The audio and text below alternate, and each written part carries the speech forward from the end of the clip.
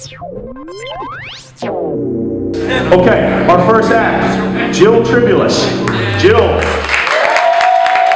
they're clapping for you. We haven't even done anything yet. Jill has been practicing law in New Jersey since 2000 and started her own practice in 2005. Growing up in a large, sarcastic family, Jill had to learn at a very young age how to defend herself, and she has been honing her skills ever since and is about to release them on you. She's married with 2 children, and she uses her everyday life, both personal and professional, as comedic material. So if you guys do anything, you're the target next year. Jill believes that today's pain is tomorrow's humor, so if you're experiencing difficulties, it's only a matter of time before your tears turn into laughter. You give it up, please. Jill Tribulas!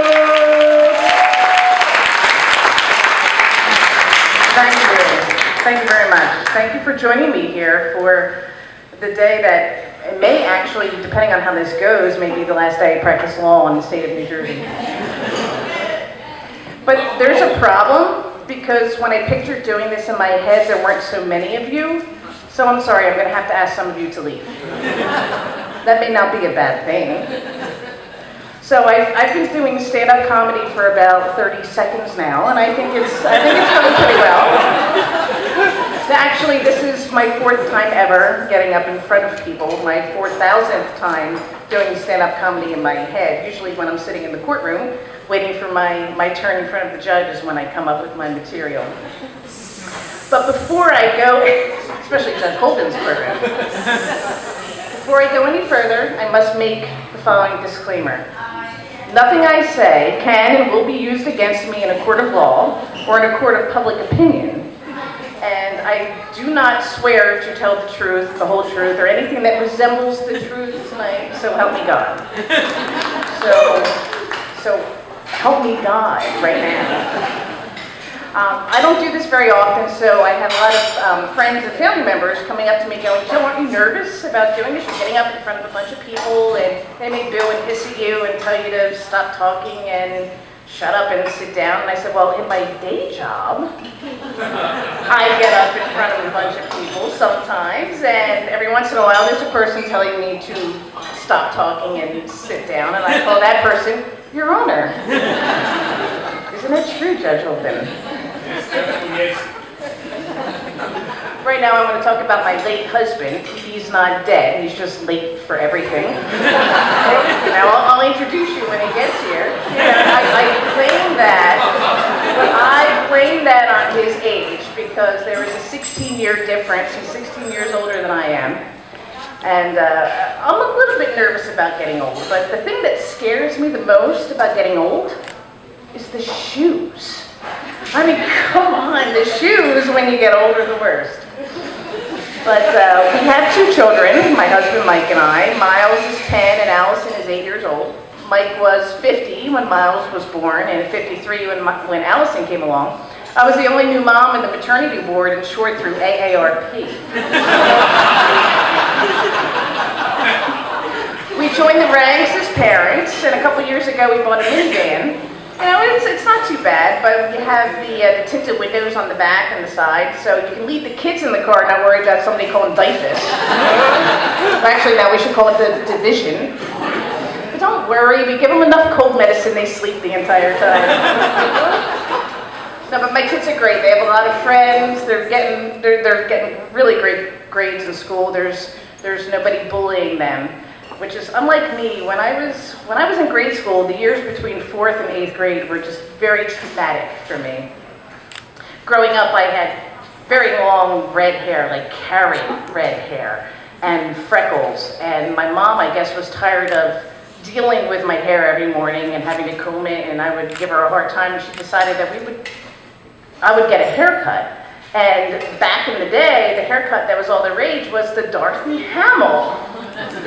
So I had straight red hair and freckles, and I got Dorothy Hamill, but unfortunately, instead of looking like Dorothy Hamill, I looked more like her brother, Doug Hamill. I mean, seriously, everyone thought I was a boy. Even my family members had to double check and see. And I could wear a dress with hearts all over it, with in the heart saying, I am a girl. And people would still come up to my parents and compliment them on their well-behaved son. I would go to the roller skating rink, and the guy handing out the skates would give me the black skates for the boy instead of the whites. If you guys remember that, when they used to do that with the skates? And people would tell me, I would go into the girls' bathroom, and people were like, wait, I'm sorry, you're going into the wrong bathroom. It was very, very traumatic for me. And I'm glad I can talk to you guys about this because, I mean, you are counselors, right? I mean, I went family law. Most of my clients assume that I have a degree in psychology too, but it's helping me. But it was very traumatic, so my mom and I put our heads together and we figured, well, if it was a bad haircut that got us into this spot, well, we'll do another hairdo. What is it with women with the hairdos? I mean, I know that a hairdo can really cure a whole lot of things for a woman, but in this case, it was not the truth. And so we decided that I was going to get a perm. So I had short, red, curly hair and freckles. The sun will come out tomorrow. So I went from looking like a little boy to looking like a little orphan. Which, when you're 12 years old, that is not the image that you're going through. Or worst case scenario was a little orphan boy with curly red hair. So, I mean, it was so bad. I just remember one day I was so distraught. I fell on my knees and I was praying. I said, God, please, if you love me, let people know beyond the shadow of a doubt. Make it so obvious that I'm a girl. God really answers prayers. He answered mine, and apparently at some point he answered my husband's prayers too. The funny thing is, when I was a kid, the worst thing that could have happened to me was that you would laugh at me. And right now, the worst thing that could happen to me would be that you don't laugh at me. But anyway, I outgrew the boy phase, and I got a little more confident. But there's always a time in everybody's life when they feel a little insecure and they're not liking what they're going through, and that's when I turn to reality TV. So if my house feels messy or a little too small, I watch Hoarders and Tiny House Nation.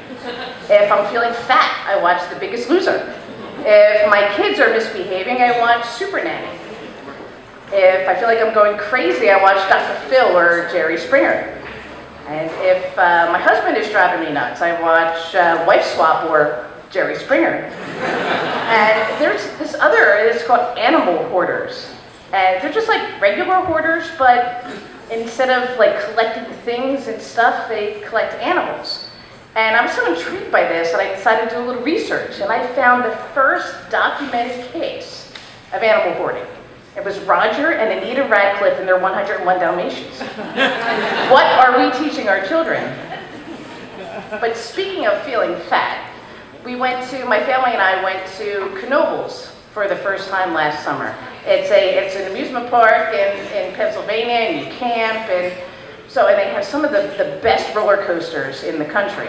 So there was this one roller coaster called the Flying Turns. There weren't any tracks, it wasn't attached to anything, it was just these wooden, it looked more like a water ride or the snow luge. And so you weren't on tracks, and we got in line and we were outside the actual ride itself because it was summertime. So by the time we got to the ride itself, we were 25 minutes in, and that's when I saw the first sign, and it said, "You are going to be weighed before you get on this ride." And I'm like, excuse me? You're gonna weigh me before I get on this ride? And like, what could I do? It was like if I left at that moment, everybody would know why I was leaving. And I was already invested 25 minutes, and the sign said, at this point, you're only 20 minutes away from actually getting on the ride. So for the next 20 minutes, we just jogged in place and did push-ups and sit-ups, and by the time I got to the platform, thank God they had oxygen there, and the oxygen was set up right next to the Jenny Craig representatives. It was a very frightening ride. The scariest part about the whole thing was actually getting on that scale.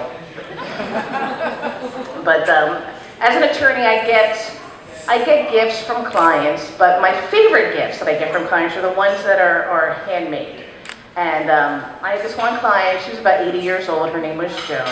Very proper Southern woman. We went to a bankruptcy hearing, she had the gloves on, you know, the whole thing, and she handed me this tissue box with this crocheted tissue box cover. And she gave it to me, she goes, "Miss Jill," because that's how she called me, "Miss Jill." She goes, "Every time you blow your nose, you'll think of me." And I said, "Well, good thing you didn't make me a toilet paper cover."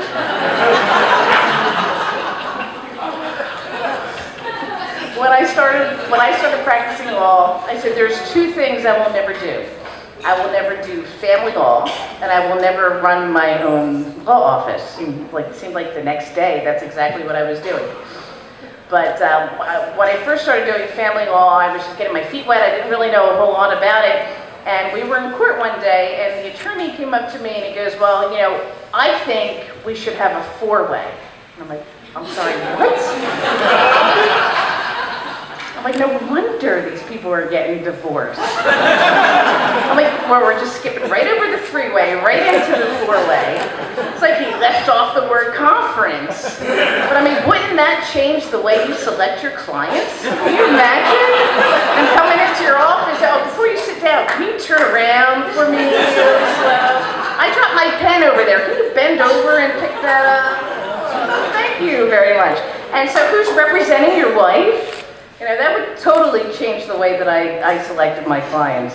But in the legal world, we have this strange vernacular, these things that, you know, these terms that we use and only lawyers understand, like attractive nuisance. I dated a few. It's when the nuisance part outweighs the attractive part that we get into trouble. But every industry has its own lingo. And my husband's a photographer and a videographer, and over the years he's taught me quite a few things. And when I was in law school, I interned for Judge Donaldson. And when she invited me to her retirement party at the courthouse, I figured what a great time to get some pictures and bring the camera in. But I was in court earlier that day for a motion, and when I came back in with my camera bag, the officer says, "Oh, you're back again?" I said, "Yeah, I'm just here to shoot the judge." Really poor choice of words. And I gotta tell you, those sheriff's officers move really quick. It was like 2 seconds later, my face was pressed up against that floor. I was in the holding cell for about 4 hours until they figured everything out. I really had to go to the bathroom so badly. And it's like, now I know why they call it the holding cell. But my husband and I have been doing some work in our home and some of your do-it-yourself work. So I had to go to Home Depot and to areas of Home Depot that I've never been before. So I went to the tool area, and there's this strange and magical land. And I'm walking up and down the aisles, and I saw this product. I'm like, my God. I mean, ladies, it's the tool of all tools, a stud finder. A tool that finds studs. I couldn't believe it. I'm like, where was this in my 20s when I was apparently using the dud finder? Thank you very much, guys.